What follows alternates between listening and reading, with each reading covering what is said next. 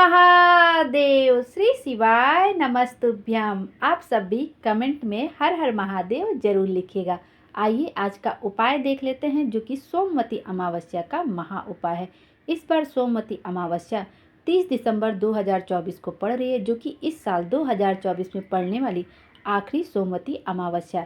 अमावस्या तो वैसे हर माह आती है, जिसमें से सोमवती अमावस्या को बहुत ही पवित्र और पावन माना जाता है।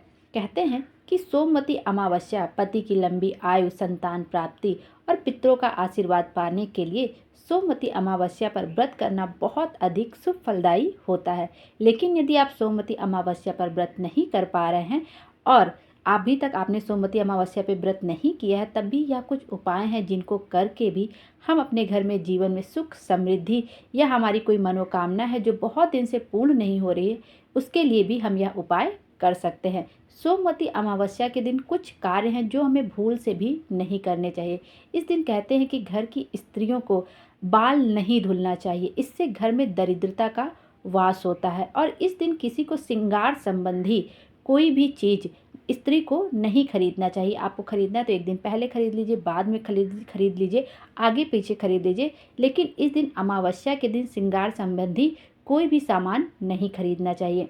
इस बार सोमवती अमावस्या पर बहुत सारे शुभ योग बन रहे हैं, जिनमें से एक शुभ योग है वृद्धि योग, दूसरा है ध्रुव योग और तीसरा जो सबसे ज़्यादा शुभ योग है वो बन रहा है शिववास योग और नक्षत्र योग का। शिववास योग में जब हम शंकर भगवान जी की पूजा अर्चना करते हैं, पार्थिव शिवलिंग बनाकर उनका पूजन करते हैं या अपनी कोई कामना उनसे कहते हैं, तो हमारी मनोकामना अवश्य ही पूर्ण होती है। अमावस्या जब सोमवार को हो तो उसका महत्व बहुत ही दुगना बढ़ जाता है। तो आइए आज का उपाय देख लेते हैं, जो कि हमें सोमवती अमावस्या पे करना है।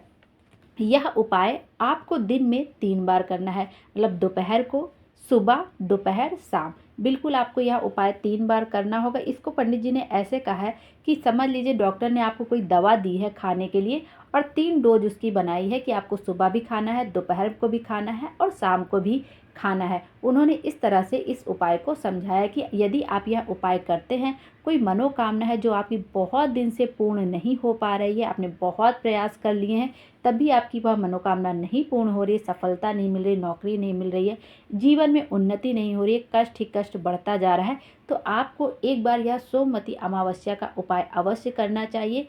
इस बार सोमवती अमावस्या इस साल की आखिरी अमावस्या है और जाते जाते यह साल हमें सोमवती अमावस्या मिल रही है। हमारा सौभाग्य है कि हमें सोमवती अमावस्या मिल जा रही है, तो हमें इस उपाय को अवश्य ही करना चाहिए।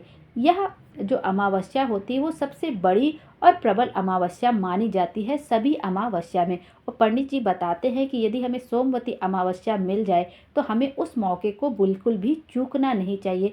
जैसे सोमवार की अष्टमी पर कोई भी किया गया उपाय विफल नहीं होता है, वैसे सोमवती अमावस्या पर उपाय किया गया जो भी उपाय हम करते वह विफल नहीं होता है। आइए अब उपाय देख लेते हैं कि इसके लिए हमें क्या क्या सामग्री चाहिए। इसके लिए सबसे पहले आप रोज़ शिवालय जाते हैं तो बहुत अच्छी बात, नहीं भी जाते हैं तो इस दिन आपको शिवालय ज़रूर जाना है। सुबह के दिन आप शिवालय जाइए, के समय शिवालय जाना है, 1 लोटा जल मात्र लेके आपको जाना है। बाकी आपको जो पूजा अर्चना जैसी करनी आप जाके कर सकते हैं। सुबह सुबह आपको शिवालय जाना है अपने घर के आसपास। यह उपाय एक बात का ध्यान रखिएगा, यह उपाय आपको मंदिर जाकर ही करना है, घर पे आप यह उपाय नहीं कर सकते। अपने घर पे आसपास जो भी आपके शिवालय हो वहाँ पे चले जाइए, 1 लोटा जल लेके चले जाइए। जैसे भी आप भोले बाबा को जल समर्पित करते हैं, शिवलिंग पर जल समर्पित करते हैं, नमः शिवाय, ओम नमः शिवाय, श्री शिवाय नमस्तुभ्यम बोलते हुए जल समर्पित कर दिए। ये हो गया सुबह का उपाय। अब इसी में हम दोपहर का और शाम का उपाय देखेंगे। हमें एक ही दिन में सोमवती अमावस्या के दिन ही यह तीनों उपाय करने हैं। एक ही उपाय की ये 3 डोज हैं जो कि पंडित जी ने बताएं कि हमें दवाई की तरह लेनी है। जैसे यदि हमें तेज बुखार होता है, कोई दिक्कत होती है, कहीं दर्द होता है, तो डॉक्टर हमें धीरे धीरे करके 3 डोज देता है, जिससे हमें अगले दिन तक आराम हो जाता है। पंडित जी ने कहा है कि यदि आप यह उपाय करते हैं तो आपकी मनोकामना 2 से ढाई महीने में अवश्य ही पूरी हो जाएगी। तो आपको सबसे पहले सुबह जाना है, 1 लोटा जल लेना है तांबे के पात्र में, अपने घर का शुद्ध जल होना चाहिए और आपको अपने घर के आसपास जो शिवालय वहाँ पे जाकर शिवलिंग के ऊपर समर्पित करना है। यदि आप डायरेक्ट शिवलिंग के ऊपर जल समर्पित करते हैं तो भी आप कर सकते हैं और चाहे तो आप 5 जगह मनोकामना पूर्ति के लिए जल समर्पित कर सकते हैं। जैसे पहले गणेश जी के स्थान पे थोड़ा जल समर्पित करिए, फिर कार्तिकेय जी के स्थान पे समर्पित करिए, फिर माता अशोक सुंदरी के स्थान पे समर्पित कीजिए थोड़ा सा जल, फिर माता पार्वती के हस्त कमल पे समर्पित करिए, फिर जो शिवलिंग है उस पर श्री शिवाय नमस्तुभ्यम बोलते हुए पूरा जल समर्पित करिए। एक तरीका तो ये हो गया मनोकामना पूर्ति के लिए जल समर्पित करने का।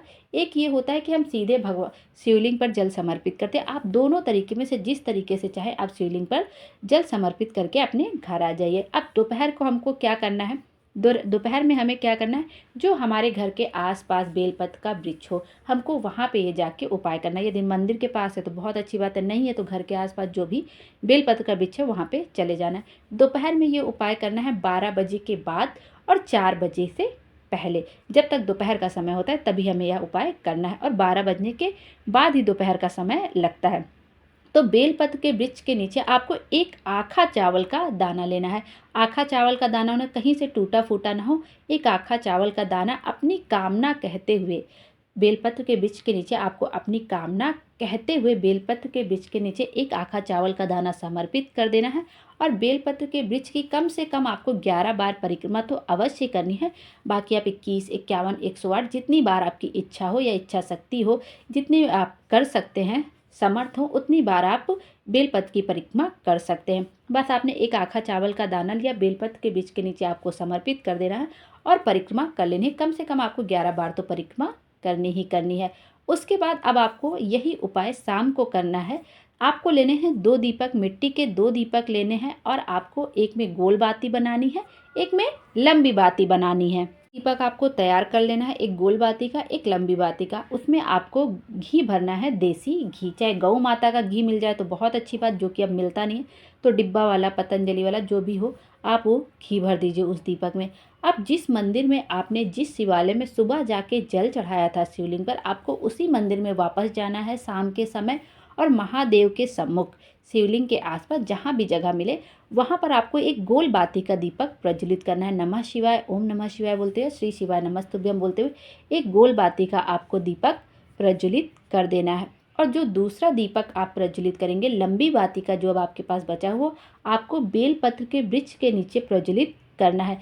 जरूरी नहीं है कि वही बेलपत्र का वृक्ष हो, जो भी बेलपत्र का वृक्ष मिल जाए आप उसी के नीचे वह दीपक प्रज्वलित कर सकते हैं। या अपने घर में भी आपने कोई बेलपत्र का वृक्ष लगाया है तो वहाँ पर भी आप दीपक प्रज्वलित कर सकते हैं। वैसे तो पंडित जी बताते हैं कि उस बेलपत्र के वृक्ष के नीचे हमें दीपक प्रज्वलित करना चाहिए जिसकी छांव हमारे सर पर पड़े। और लेकिन मान लीजिए घर के आसपास नहीं मिल रहा है, नहीं पॉसिबल है, तो आपने घर में ही जो अपने गमले में अपना बेलपत्र का वृक्ष लगाया, आप उसके नीचे एक आखा चावल दाना भी समर्पित कर सकते हैं और दीपक भी प्रज्वलित कर सकते हैं निश्चिंत होकर। लेकिन मिल जाए तो बहुत अच्छी बात, कोशिश करिएगा कि जिस बेलपत्र की छांव हमारे सर पर पड़े उसके नीचे हमें दीपक प्रज्वलित करना चाहिए। इस तरह से आप यह उपाय करके देखिए, अपनी मनोकामना वहाँ पर थोड़ी देर बैठ के बोल दीजिए। जब आखा चावल का दाना आप बेलपत्र के बीच के लिए समर्पित करें तब भी बोल दीजिए, जब दीपक प्रज्वलित करें तब भी बोल दीजिए। यदि नारियां कहेंगी तो नमः शिवाय, ओम नमः शिवाय करके कोई भी उपाय करेंगे, और पुरुष डायरेक्ट ओम नमः शिवाय कह सकते हैं। बाकी श्री शिवाय नमस्तुभ्यम तो आप जैसे मन करें वैसे जपिए। इस तरह से आपको उपाय करना। पहली डोज है उसके लिए आपको 1 लोटा जल मंदिर में जाके समर्पित करना है। दूसरी डोज के लिए आपको दोपहर में एक आखा चावल का दाना बेलपत्र के वृक्ष के नीचे समर्पित करना है, और बेलपत्र वृक्ष की आपको 11 बार परिक्रमा करनी है। और तीसरा डोज आपको लेना है कि एक दीपक आपको गोलबाती का मंदिर में जाके प्रज्वलित करना है, जिस मंदिर में आपने सुबह 1 लोटा जल समर्पित किया है, और लंबी बाती का दीपक आपको बेलपत्र के वृक्ष के नीचे समर्पित कर देना है और अपनी कामना भोले बाबा से कह देना है। पंडित जी ने यहाँ तक कहा है कि सोमवती अमावस्या पर किया गया यह उपाय कभी भी खाली नहीं जाता है। आप यह उपाय सोमवती अमावस्या को भी कर सकते हैं या किसी भी सोमवार को कर सकते हैं। लेकिन यदि सोमवती अमावस्या वैसे भी साल में 1-2 बार या ज़्यादा से ज़्यादा 3 बार 4 बार मुश्किल से पड़ती है, और जब हमें सोमवार का दिन सोमवती अमावस्या को मिल रहा है तो हमें यह मौका बिल्कुल भी छोड़ना नहीं चाहिए। और पंडित जी ने एक बात यह भी कही है कि सोमवती अमावस्या के दिन पीपल के वृक्ष का पूजन अवश्य करना चाहिए। यदि आप वृक्ष का पूजन नहीं कर पा रहे हैं, 1 लोटा जल समर्पित नहीं कर पा रहे हैं, तो कम से कम आपको पीपल वृक्ष की परिक्रमा अवश्य करनी चाहिए। चाहे 5 बार करें, 7 बार करें, 11 बार करें, 21 बार करें, 51 बार करें या 108 बार करें, लेकिन परिक्रमा अवश्य लगानी चाहिए। पीपल के वृक्ष में 33 कोटि देवी देवताओं का वास होता है। भगवान शिव जी का, विष्णु जी का, माँ लक्ष्मी का वास होता है, तो पीपल वृक्ष की परिक्रमा अवश्य करनी चाहिए। हो सके तो आप पीपल वृक्ष का पूजन करिए अच्छे से। और नहीं हो सके तो 1 लोटा जल तो अवश्य ही समर्पित करना चाहिए। तो यह है सोमवती अमावस्या के दिन पीपल के वृक्ष का पूजन करने से हमें मनोवांछित फल की प्राप्ति होती है। वैसे भी बहुत सारे लोग हैं जो कि अपने घर परिवार में सुख शांति के लिए, दाम्पत्य जीवन में खुशी के लिए, सौहार्द के लिए सोमवती अमावस्या का व्रत करते हैं। यदि हम व्रत नहीं कर पा रहे हैं तो हमें पीपल के वृक्ष की परिक्रमा अवश्य ही करनी चाहिए। श्री शिवाय नमस्तुभ्यम। हर हर महादेव। भोले बाबा हम सबकी मनोकामना पूरी करें और हमारे जीवन को खुशियों से भर दे। Thank you.